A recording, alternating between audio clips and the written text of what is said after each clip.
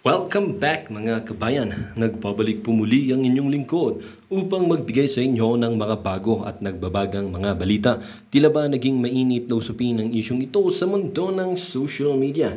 Sino ba talaga ang tunay na budol? Si Saldico or si VP Sara? Saldico isang matinding dealer pala ng ipinagbabawal na bushabs. VP Sara sinabi umano na kinuha ang kanyang budget sa kanyang opisina dahil nga napunta lang yung budget niya sa bushabs.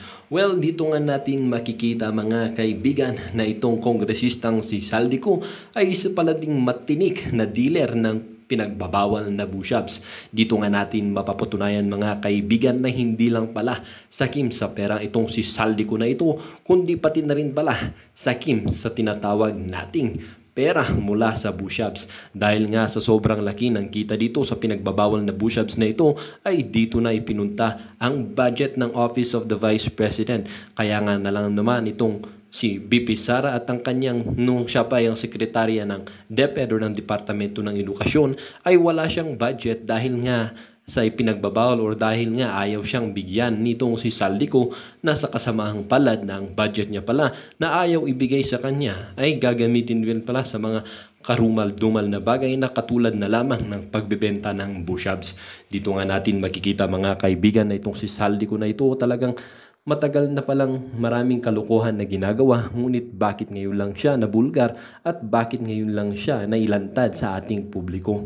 Ngunit kahit na ganoon mga kaibigan ay salamat pa rin tayo sa mga walang sawang pagbubulgar na ginagawa ng mga mamamayan na talagang gustong ipaglaban ng karapatan ng bawat tao at karapatan ng bawat mamamayan. Well, para nga sa buong impormasyon ay panoorin na lamang ang buong video. At kung bago ka pa lamang sa ating channel ay huwag kakalimutang mag-subscribe, pindutin ang notification bell at piliin ang all upang laging maging updated sa mga bago at nagbabagang mga balita.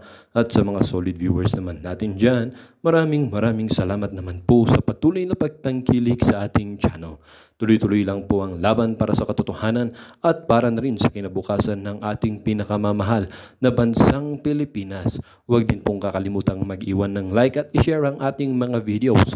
At kung meron ka namang pong hinaing, ang ating comment section po ay bukas para po sa inyong mga opinyon. Muli po, maraming salamat and may God continue to bless our country, the Philippines.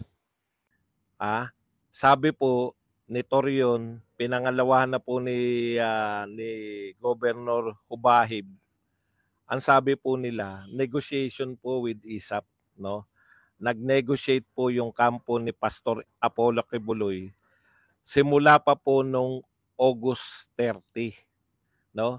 Yung sinasabi niyong kubkub na para lang po kasi under ni Abalos bilang DILG yung PNP. Hindi niya po under yung Army at yung ISAP, hindi niya po under yun. No, under po yun ng DND. Para po siya magsabi na sila talaga yung may kinalaman, no? Sa kanila talaga, siya talaga yung pinuno na dahilan ng kaya nasa kote, kaya nasa kampo krami na to si Kibuloy. Kinakailangan po niya magkaroon ng credit.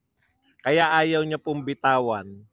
Binago lang po nila. Ngayon inaamin na po nila na sumuko. Nung una kasi nadakip 'di ba? Habang ayaw lang pong umamin. Ganun lang po 'yan, dalawa lang, Una, ayaw niyang umamin na fake news siya. 'Di po ba? Ayaw niyang aminin na fake news siya, kaya pinangangatawanan niya. Ayaw niya sabihin, sorry po, hindi po pala nahuli, sumuko po pala. 'Di po ba?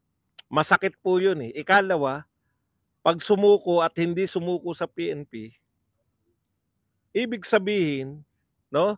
Sumuko pero hindi sa kanila, wala siyang ka-credit doon.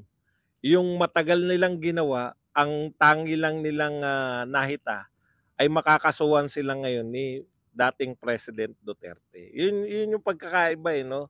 Wala ka nang nahita sa ginawa nyo dyan, no? Wala ka nang nahita sa mga pinagsasabi mo. Kiniklaim nyo na nariyan si Pastor Kibuloy, mahuhuli nyo na, no? naglulubid-lubid pa. Madali lang naman po sabihin na, "Ay, sumuko po pala. Pasensya na po kayo at hindi po kami inform." Pinangangatawanan mo pa na kaya sumuko dahil nasukol na, 'no? Magkaiba po 'yun. Yan, Tapos pangalawa pong pag-epal nito, alam niyo naman 'to si Abalos, eh. Teka, yung french fries masarap yan. Alam niyo naman si Abalos, lahat ng mga sikat, nage-guess, gini-guess, nagpapa-picture. Kaya nga may picture yan si Alice Go, eh. Sikat kasi si Alice Go. Hindi niya na-realize na mas mapapasama siya ron sa pagpipicture niya kay Alice Go. Okay.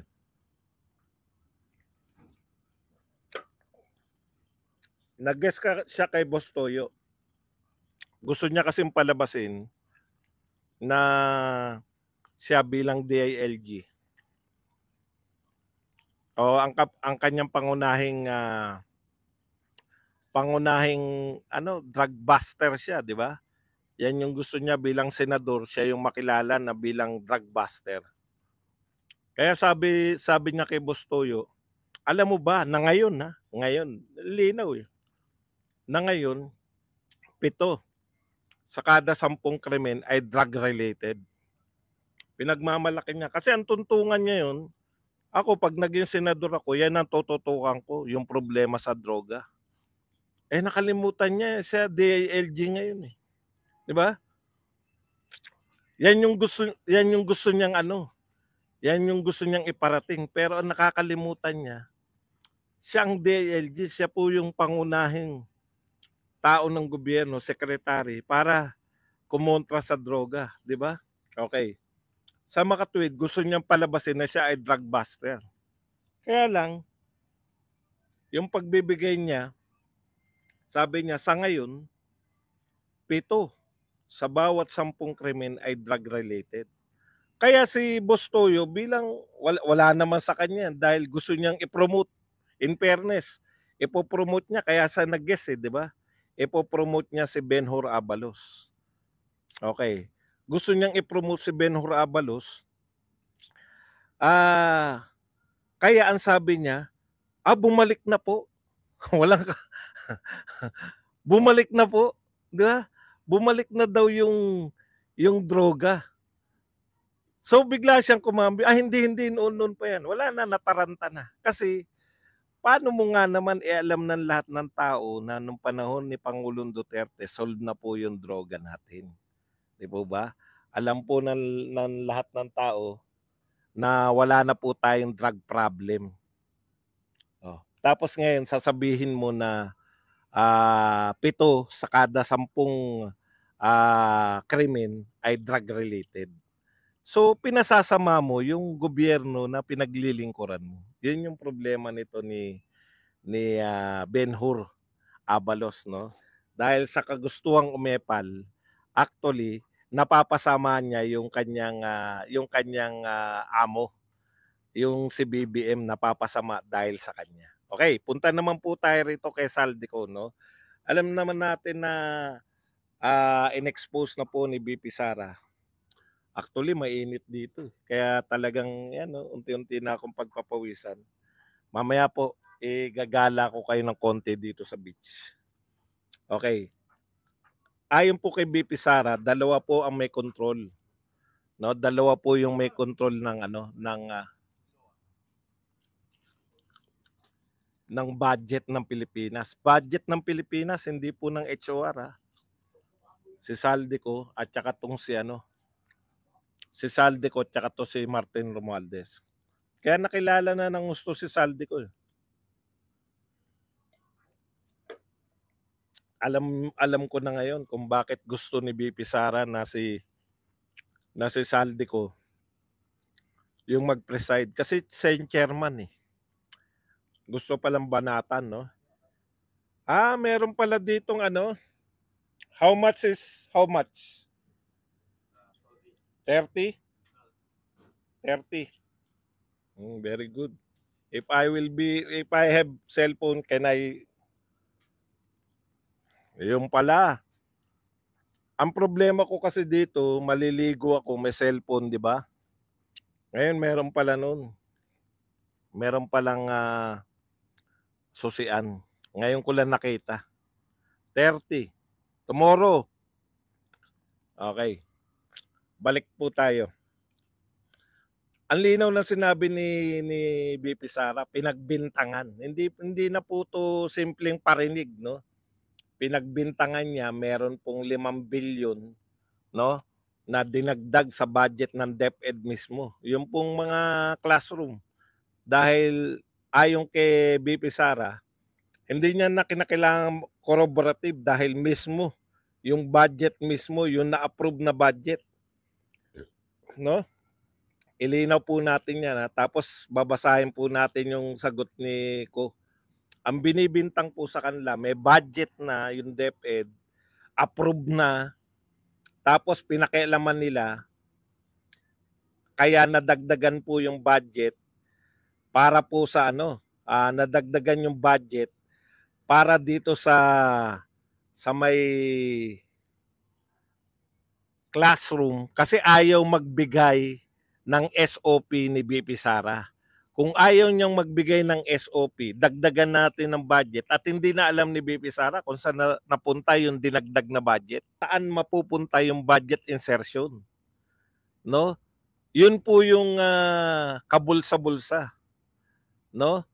Yun yung sinasabi ni BP Sara. Tapos na lahat, na-deliberate na lahat, sinagot niya na lahat. Yan yung tuntungan ni BP Sara. Bakit pa ako, no? O may part 3 na raw. Mamaya papanoorin ko. Bakit pa ako sasalang diyan? Dalawa lang naman silang nasusunod ng budget. Ibig sabihin tatanungin siya ng tatanungin, huhubaran yung pagkatao niya, ipapahiya siya. Pagkatapos na na-deliberate na okay yan sa committee, okay yan na hanggang committee lang sila eh. Pero naroon pa rin po si BP Sara pag nung sinalang po sa plenary, naroon pa rin, no? Okay. So, sa madaling salita, pinatunayan po ni BP Sara, walang silbi tong mga budget hearing, no? Ang budget hearing na to ay palabas lang. Pero actually, yung hindi nakikita, doon po nagaganap yung insertion, yung tapos na. Budget hearing kasi live eh. Nakikita nyo kung paano sinusuri eh. Pagkatapos nung naka-live, yung sila-sila na lang. Yun dapat yung bycam na yan, yung bycam na hindi nila live, doon pala nagaganap yung mga budget insertion yan. I-live nyo rin. Di ba? Dapat nila live nyo rin yung mga bycam na yan. Para sa ganun talagang malinaw na malinaw sa mga tao ang lahat.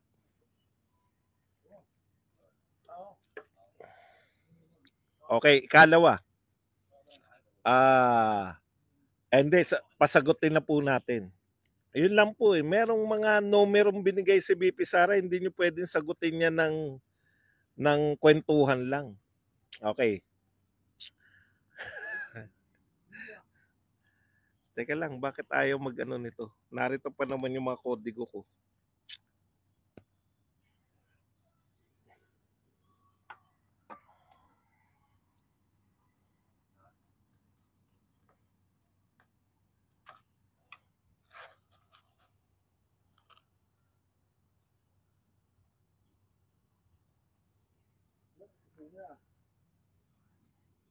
Yan po ang problema pag naka-live ka sa on location.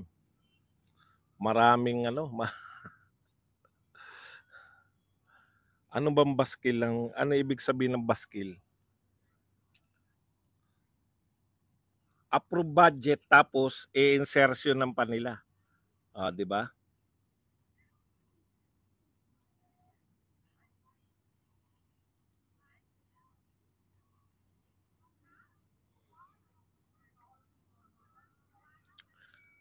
Okay. Yung mga naalala ko muna kasi narito po yung kodigo natin eh. Yung naalala natin na sagot ni Ko. Una, hindi raw ginalang ni BP Sara. In fact, hindi siya umattend, no? Actually, umattend po si BP Sara eh. Umattend siya, ang haba ng ginawa ninyo. Ilang oras? Oras po, hindi lang naman minuto eh. Umattend po si BP Sara. Napakatagal po ninyo. Napakatagal po ninyo na isinalang si BP Sara, di ba?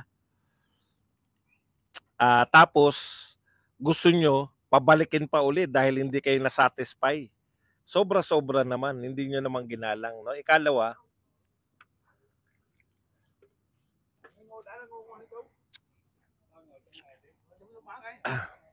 okay, may mga tourists.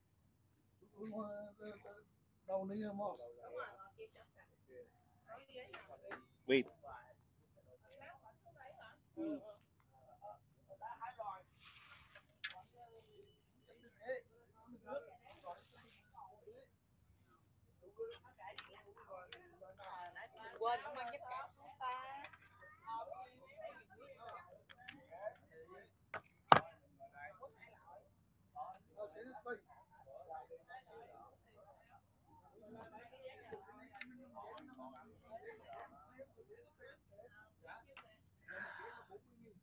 Ang hirap. Ang hirap sa location. Ganda ba? Mamaya ikot ko po kayo. Teka lang po Sige, kwentuhan muna tayo. Binulgar ni Senator Joel ang tungkol sa saldi contractor, mga projects na school. Alam nila, pangalawang pangulo siya, gusto nilang andon nila iniisip. Sherry Vlog, salamat po.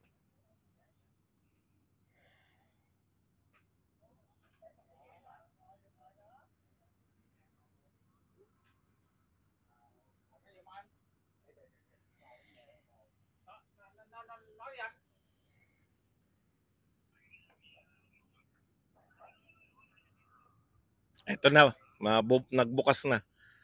Saglit lang po. Hindi ko kasi maalala dahil alam niyo naman ano na tayo yung mga thunders na tayo sa mga ganyang bagay. Hindi na pwedeng wala tayong kodigo.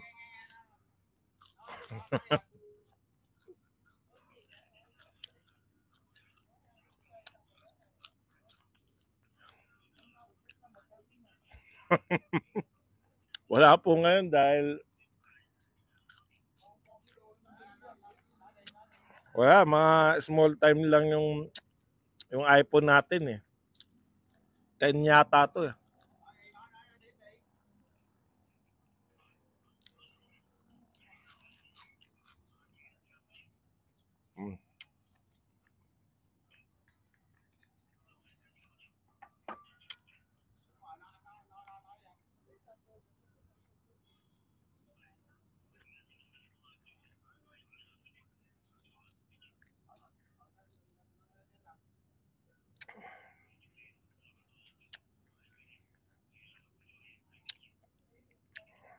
Okay, basahin na po natin. Danang Vietnam po. Ito po yung sagot ni congressman ko. Hindi po totoo yun. Kung nagagawa po niya yun sa Davao, sa confidential fund. Tignan nyo ang layo ng sagot Ito po ang sinabi ni BP Sara. Ang budget ng Pilipinas ay hawak lang ng 2 tao.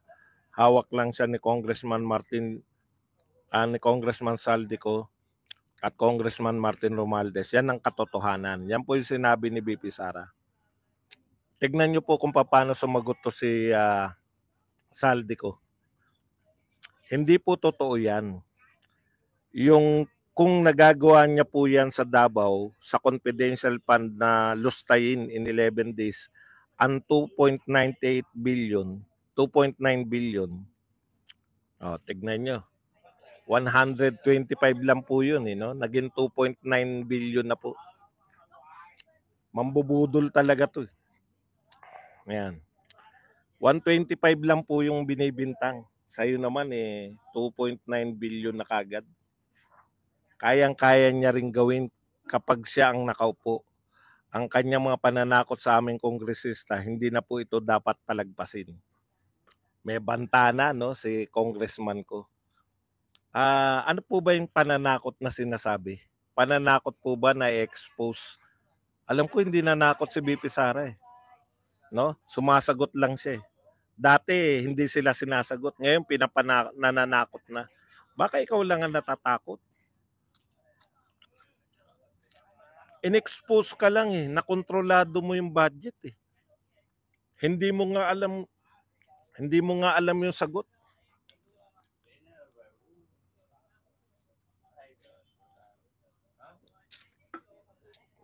Nasarapan ako. Boss, excuse me. Coconut. 1 coconut. Coconut na lang ako. Hindi ako nagla-lunch. Okay. Una, sinasabi ni BP Sara, kayong dalawa ni Martin, ang sagot niya, budol niya, sabi niya, hindi totoo yan, gawa-gawa niya lang yan sa Davao. Kung nagagawa niya sa Davao, naggastusin ng 11 days, ang gulo na, no? Naghalo-halo na yung utak, no? Nalustay in 11 days in 2.99 billion. Una, halo-halo na po, no? Yung sinasabi ni Saldico, kung nagagawa niya siya sa Davao na gastusin ng 11 days, alam ko 11 days, 125 eh. Okay, ikalawa, pananakot daw sa kongresista yung ginagawa niya. Nanood po tayo lahat eh, di po ba? Nanood tayo lahat ng hearing. Meron po bang pananakot si BP Sarang ginawa? Paano po tinakot si Saldi? No, hindi po pananakot to. Tapos ikatlo niyang punto, hindi na ito dapat palagpasin. So siya po yung nagbabanta na hindi niya dapat palagpasin yung pananakot daw sa kanya. Pananakot na pala yung sinabi lang po ni BP Sara na siya yung may control ng budget, sila ni Martin. Pananakot pala yun. Sagutin mo kung hindi totoo. Okay, eto pa po ang isa pang sagot nito ni Saldico.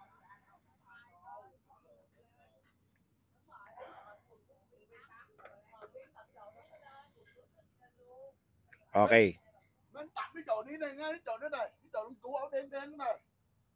Sabi po ni Saldico, karapatan na tungkulin ng Kongreso ang magsuri at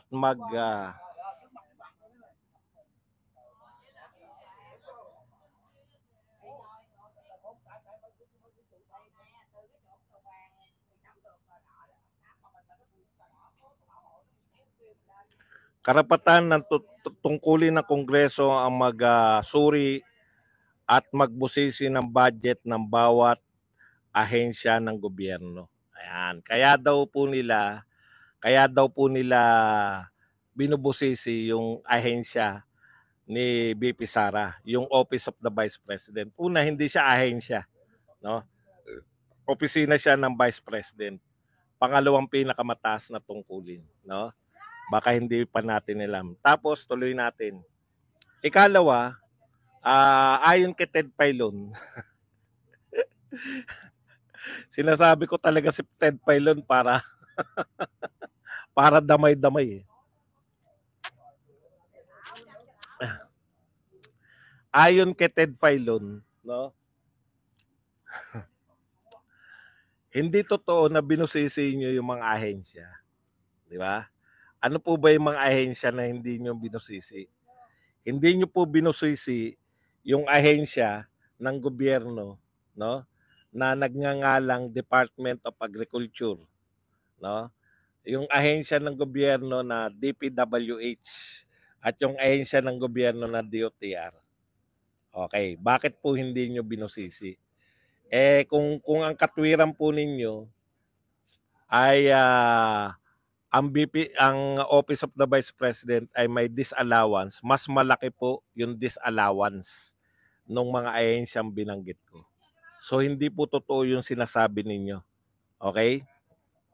This is not just a matter of accountability, but a duty to the Filipino people. Ang hindi pagsagot sa mga tanong ng kongresista sa kung paano ginamit ang pera ng taong bayan, lalo na ang hindi pagdalo sa budget briefing ay nagpapakita ng kawalan ng respeto, Hindi lang sa mga kinatawan ng mamamayan kundi sa buong sambayan ng Pilipino. Gandang pakinggan, no? No? Ang hindi pagsagot, lalo na yung hindi pagdalo, ay budget briefing nagpapakita ng kawalan ng respeto. Ang tanong po, karespe-respeto po ba kayo? Kayo po ba nagbigay po kayo ng respeto sa ating Vice President? Tandaan niyo yung sinabi ni Marcoleta, meron kayong and storied, long and anong tawag nila? Long held tradition. No, meron po kayong tradisyon na iginagalang yung dalawa sa pinakamataas. Di po ba? Ibig sabihin, kayo nga hindi nyo nire-respeto yung sarili ninyo. Yung sarili ninyong tradisyon. Ang tanong, mali po ba yung tradisyon nyo? Tinanong nga si Kimbo, mali po ba yun? Lalabagin po ba natin yun? Tignan nyo sagot ni Kimbo, no pareho. Lalabagin pa po ba natin yun? Sabi, tanong ni Marcoleta. Yung long honored, yun po, long honored tradition. Kaya nga tayo honorable. Sabi ni Marcoleta. Kaya tayo tinatawag na honorable dahil meron tayong mga long honored tradition na sinunod ng mga nauna sa atin hanggang ngayon. Babaliin na po ba natin yan? Ikalawang tanong ni Marcoleta kay Kimbo. Mayroon po bang karapatan? Mayroon po bang kapangyarihan itong committee natin? Committee lang yun eh. No? Long honored tradition. Meron po bang kapangyarihan yung committee natin na baliin yung tradisyon na yan? Ano sagot ni Kimbo? No and no. Parehong no. Ibig sabihin, hindi dapat baliin yung tradisyon. Ikalawa, wala tayong karapatan sa committee na to. O yun pala, sabi ni Marcoleta, bakit hindi pa natin to patigil? Kaya divide the house. Alam na nila yung gagawin. I-divide ang house. Pag merong pumalag, divide the house kaagad. Di ba? Pumalag, divide the house. Ayun nga po nangyari. Dinivide ang house. So binoto nila natanggalin. Paano pa kayo tatawagin na honorable kung wala na kayong ino-honor? Long honored tradition nga eh. Tapos hindi nyo i-honor.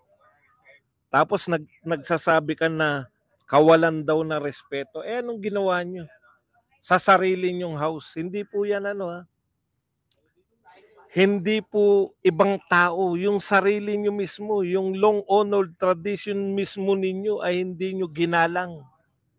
Kayo mismo ang hindi gumalang sa inyong tradisyon. Hindi po si BP Sara. Kayo mismo ang ayaw nyong igalang yung inyong tradisyon. Sasabihin nyo walang respeto. Ikalawa, hindi ba sumagot? Hindi ba sumagot ang... Doon nga po naganap yung Simenat. Di ba? Maaring hindi nyo gusto yung sagot niya pero sumasagot po. No? Maaari po na hindi nyo nagustuhan pero mali po na hindi sumasagot. Ang gusto nyo, pumailalim sa trap ninyo si BP Sara. Yun po yung gusto nyo eh. Meron kayong plano, gusto nyo pumasok sa plano nyo si BP Sara. Parang aambusin nyo si BP Sara nung ayaw niyang pumasok dun sa ambush. Parang itatrap nyo siya, yung ayaw niya magpatrap, galit kayo. Eh alam niya na ngang itatrap siya eh. Bakit pa siya sasagot? Ganun po talaga yung matatalinong tao. Pag hindi nyo po nawaisan, galit kayo. Di po ba? Okay, ikalawa.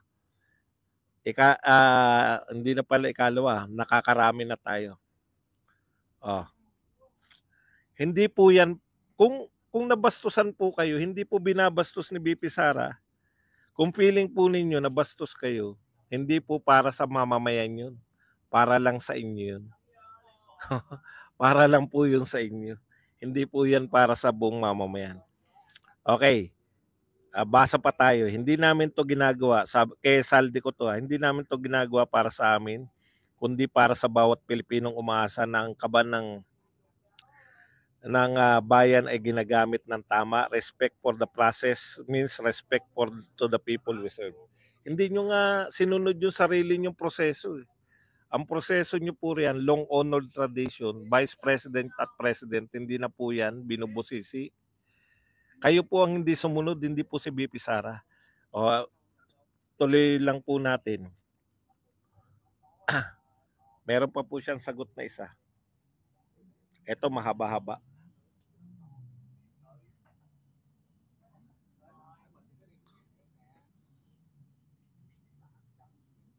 Okay, isa pa po pala, no? Yung sinasabi niya, ito, mariing tinanggi ni House Committee on Appropriation Chairman Representative ko ang paratang ni Vice President Sara Duterte na siya at si Speaker Martin Romualdez ay may control umano sa budget. Unang-una, tignan nyo kung sumagot to ang layo. Sabi niya, unang-una, pambubudol na naman po yan. Pambubudol daw. Budol daw po si BP Sara. Napakalaking pambubudol. Akala nila, ang taong bayan hindi matalino. Matalino po at sasagutin po natin yan. Yan. Tignan natin, sasagutin. Ano po sagot niya? Unang-una po, ang miyembro ng appropriation is around 139. Ang vice chairman po is around 56. Ang congressman po is 300. Anya. Siniwalat niya rin na may 24 pang senador, di ba? Okay. Isiniwalat ng Vice Presidente sa isang panayam na dalawa lang silang kongresista. Ito po yung mga sinabi ni BP Sara, no? 5 billion yung dinagdag nilang dalawa. Pinagbibintangan kayo eh. Dinagdagan nyo ng 5,000. Tapos sabi niya, sasagutin po natin yan. Ano yung sinagot? Ano yung sinagot ni BP Sara? Ni Saldix ko? May sinabi, dinagdagan nyo ng 5 billion eh. Dahil ayaw kong magbigay sa mga congressman. Ayaw niya magbigay ng SOP.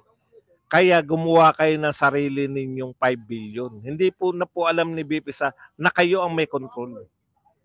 Siya yung DepEd tapos kayo may control ng 5 billion na dinagdag nyo. Nakuha nyo po yung ginawa nila. Kaya po malinaw yung akusasyon ni BP Sara, malinaw yung akusasyon, malinaw po yung ebidensya. Na kayo po, kinontrol ninyo yung dinagdag ninyo, hindi po napunta sa DepEd, hindi po kontrolado ng DepEd. Dahil hindi nyo makontrol yung budget ng DepEd. Kaya sinasabi ni BP Sara na ang may control, kayong dalawa. Paano mo sinagot? Hindi totoo yan, nambubudol lang yan. Mahusay talaga mambudol yan. Inulit-ulit mo lang yung budol eh. Tapos bigla mo sasabihin, meron miyembro ng 300 congressman, ganito ang miyembro ng House of Appropriation Committee. Anong connect nun? Kahit ba 1,000 pa kayong congressman eh. Kung kayong dalawa ni Martin na may control eh. Tama pa rin po si BP Sara. 10 billion daw ang dinagdag, hindi 5 billion.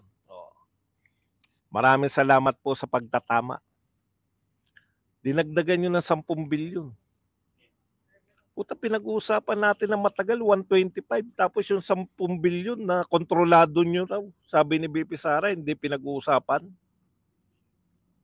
Ganyan po kayo. Hindi mo naman sinagot yung 10 billion na budget eh. Na dinagdag nyo. Ang sinagot mo, 300 kaming congressman, 24 yung senador. Ang dami-dami namin miyembro. Anong koneksyon nun?